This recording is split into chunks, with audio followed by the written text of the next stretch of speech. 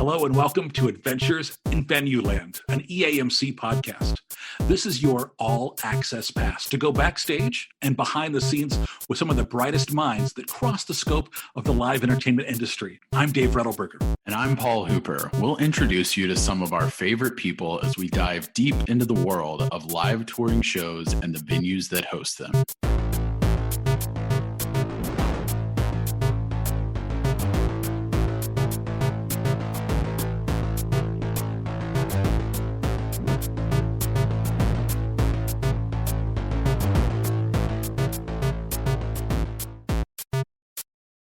Hello and welcome to a special detour episode of Adventures in Venueland, an EAMC podcast.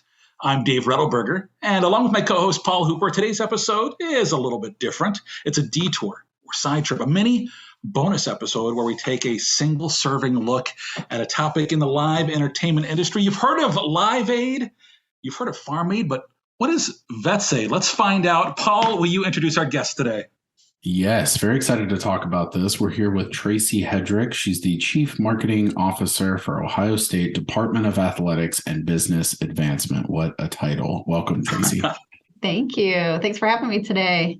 Yeah, in all disclosure, I do work with Tracy. We're Ohio State. We're the Schottenstein Center, Ohio Stadium. We are Nationwide Arena, which is where we hosted VetsAid. Tracy, tell us how you first became aware of all things VetsAid. Well, one thing that's very exciting is that Joe Walsh is from the state of Ohio. He actually loves and was very passionate about Columbus. And so that got some conversation started of hosting VetsAid in Columbus and all the things that were possible with music and the scene of the city. So that's how those conversations originated and just flourished from that point. Yeah, VetsAid started in, I think it was 2017, the first show in Fairfax, Virginia. And then they did a show in 2018, 2019, 2020. It shut down like everything. In 21, it was virtual. So this is the first year it was back in person.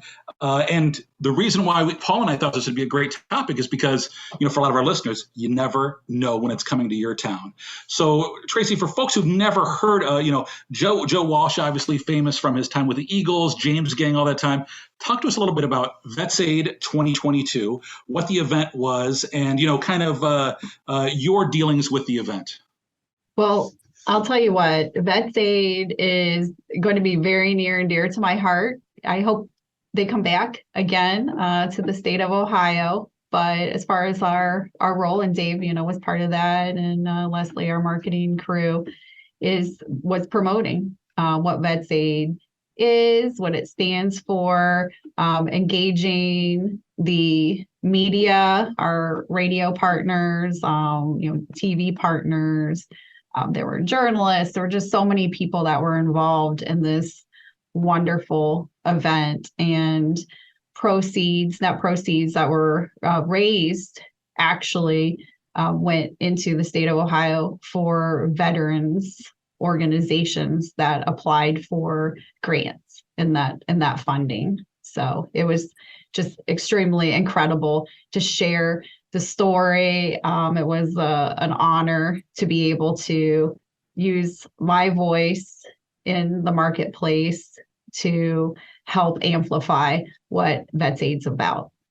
I think it was such a cool thing because I actually was able to attend it, which is Paul bought a ticket. I did not. I was there. I bought a ticket. Give my venue, and I made him buy a ticket. Bought a ticket. Yeah, exactly. Dave's like, you were it's a paying benefit. Double. Yeah, no. It was awesome. And once I saw the lineup, I knew I was not going to miss it because Columbus is not very far away from Lexington. And probably the two things that really stuck out to me is one, how they kind of brought in the stories of the different veterans groups that were involved. Like, so in between each of the acts, they would sometimes even popping around the arena, they would like go to Joe Walsh's son, who was up in a suite, and they had someone there who was talking about their experience and how they've had these struggles and how this organization has helped them and how it can benefit others. And it was very like heartfelt, meaningful.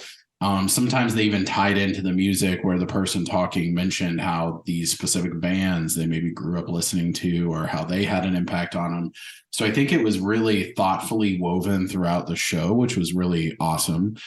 And then the other thing too, and I don't know if, because I've only been to one VetsAid, but I don't know if this is something they've done historically, but one of the most amazing parts of it is all of the bands on this bill, because it's essentially a concert, but it's kind of a give them the lineup. almost like what was the lineup? We got to Paul? talk about the lineup, Paul. The line. Oh, okay. Do you want me to do it? I can remember. I think so. The opener was the Breeders, which is kind of this band that really had a nice run in the 90s, early 90s. They had kind of like one big hit, but they had some other stuff, and I think they were pretty impactful in the Ohio area, especially. A lot of people remember them. After the Breeders, you have the Black Keys, which is this little tiny band from Akron. I think a couple people have heard of, but a huge band, a band that would literally be headlining any other arena show. And then after I went out of order there. So before the Black Keys, they had the James Gang, which is Joe Walsh's original band before the Eagles, started in Ohio, I believe, right?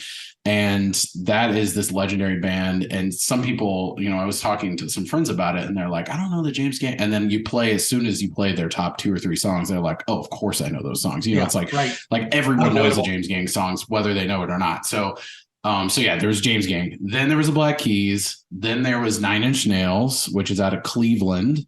And then you have Joe Walsh closing it out at the end with his solo stuff. And then there's this one little guest that I think a couple of people have heard of.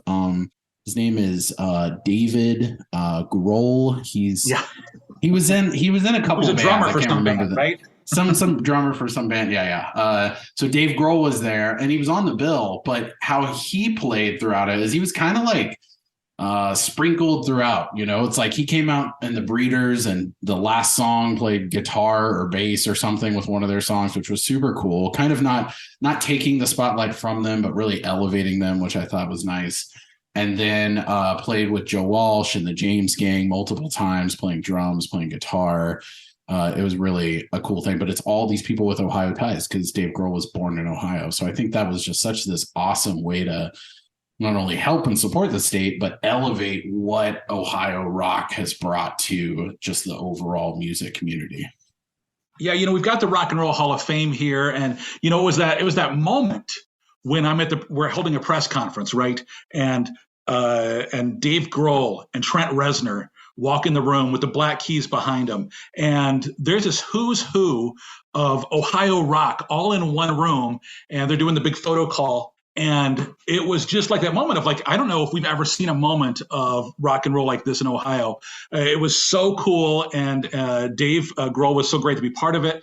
But Tracy, you were part of getting another band on the lineup that Paul didn't mention, the Ohio State University Marching Band, the most famous marching band on the planet.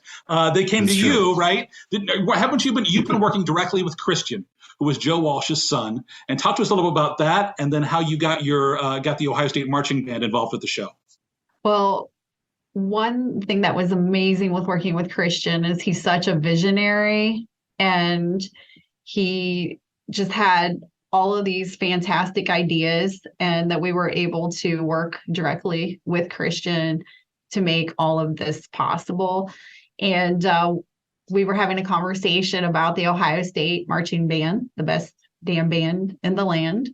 Can I say that on the podcast? Yeah, you're fine. Of course.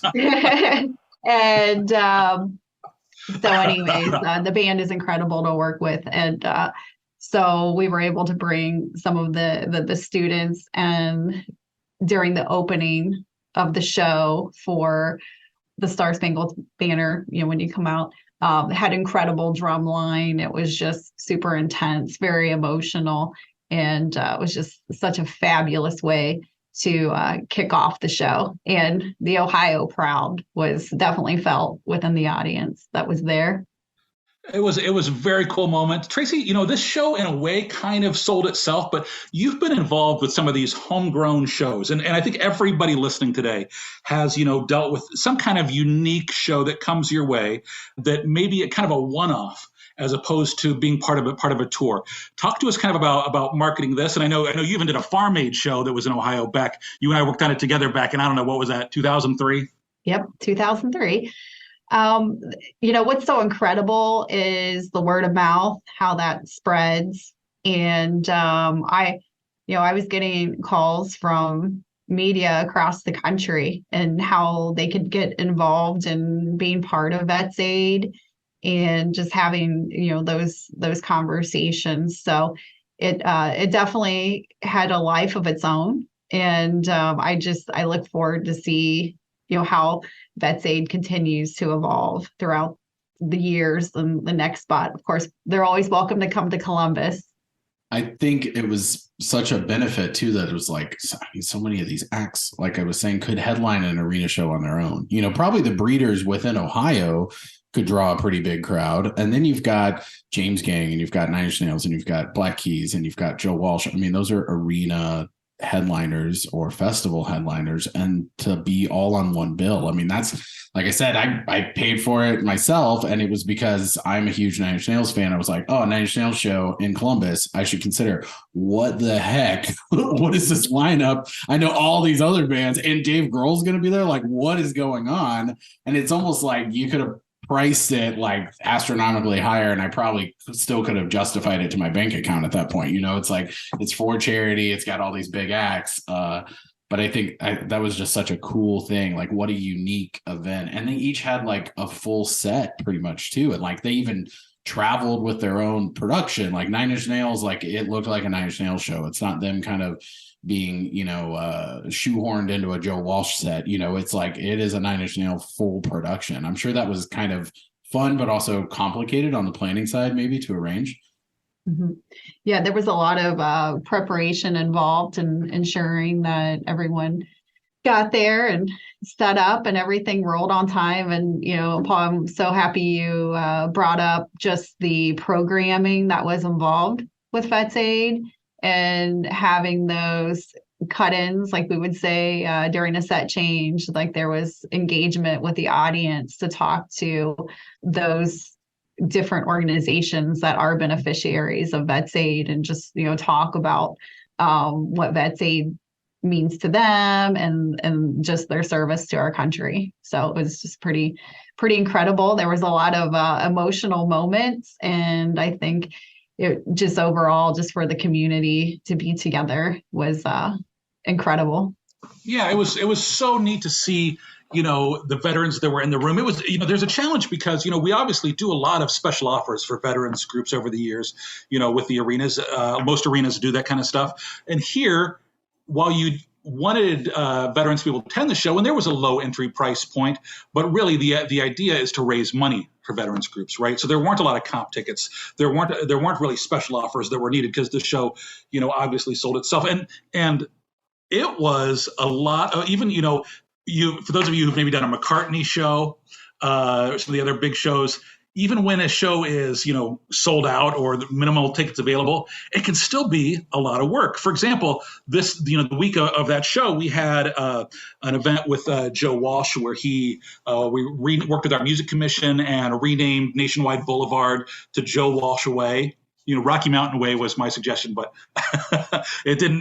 People they went to Joe Walsh, and he did a little media event out there with the mayor, and then of course Joe Walsh went out to a record store and did an autograph signing for a day, some cool stuff there, and then the press conference. When you host a big event like this, you've got media coming in from all across the country. All of a sudden, Forbes magazine is reaching out, and they want a special place to set up a portrait shot, and all these demands that come from not your local media that you have very well trained, but all of a sudden you're putting on a big press conference hours before the show, and you've got a full working media room because there were no tickets available. We added a live stream to raise additional funds, so there was still a lot of moving pieces and parts to this show.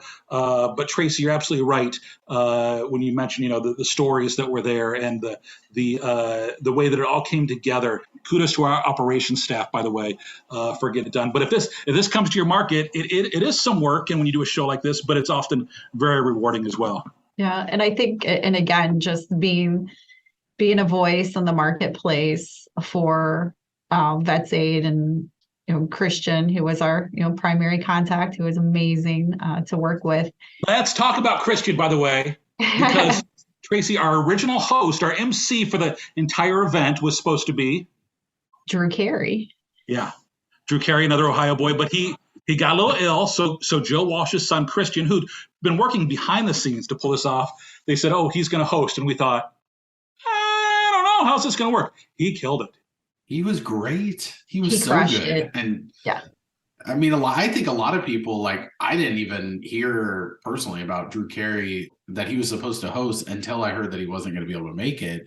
And then I was like, oh, this, Christian's going to host. Okay. Like, and it was fine, but he was so engaging. And like, he had these personal connections to like every single one of the band, like on more of like, he would say, oh man, I grew up listening to this album by this band. And it, wow, this is one of my favorites. And and this song really got me through high school or whatever it was.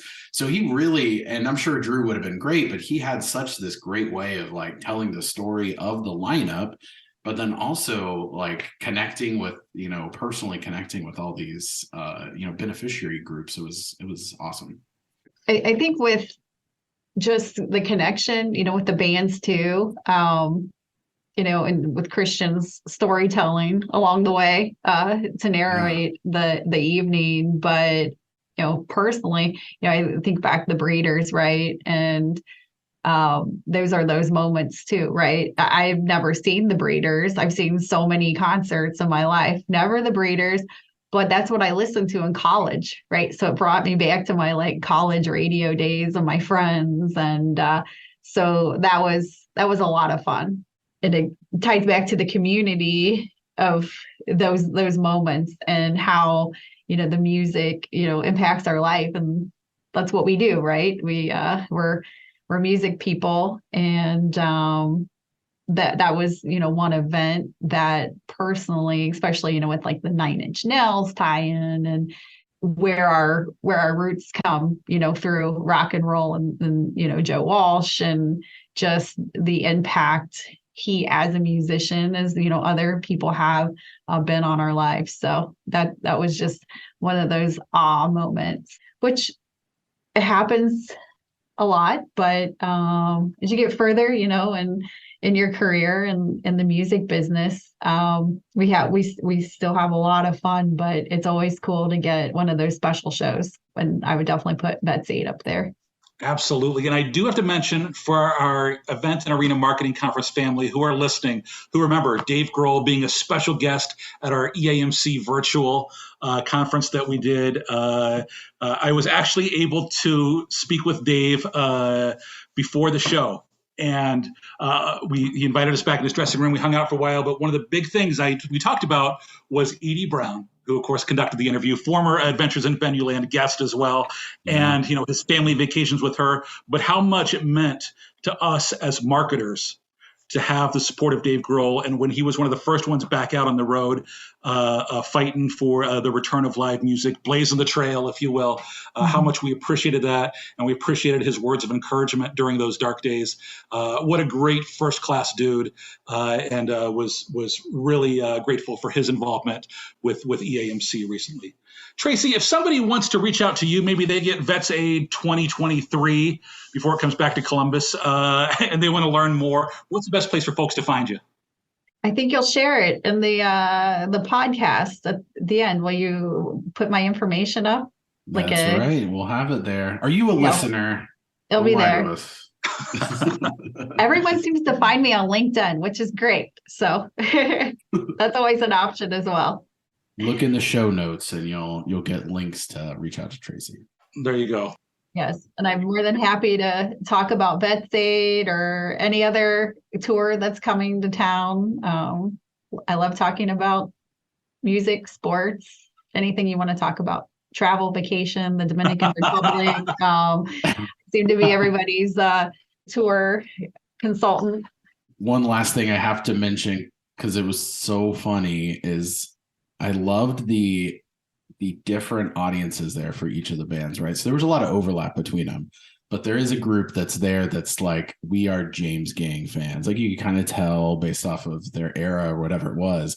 And then Nine Inch Nails comes out and they kick off the show, their set with Wish. And I felt like I just saw everyone's eyes jump to 100 feet wide. And it was like, oh my God, like no one would have purchased tickets to a Nine Inch Nails show, but it was very educational. And then Joe Walsh, which was so funny, he came out for his set and he said, oh, that was my first Nine Inch Nails show. And it felt like a Southern California earthquake or something, which was so funny. But I just love that every band kind of appealed to different crowds. There was overlap. There was nostalgia. There was just a little of everything. It was like even subgenres of rock. And then, I mean, what an event. So amazing. Well, thank you, Paul, for buying a ticket. We appreciate your support. Veterans groups definitely support. And Tracy, thanks for the time today. Thank you. And a big thanks to everybody for listening to this special detour episode of Adventures in Venueland. Remember, you can subscribe and find more episodes wherever you listen to your favorite podcasts. We do love your 5-star reviews so you can help others find us. Until the next adventure, I'm Dave Rettelberger. And I'm Paul Hooper. Thanks for listening, everyone.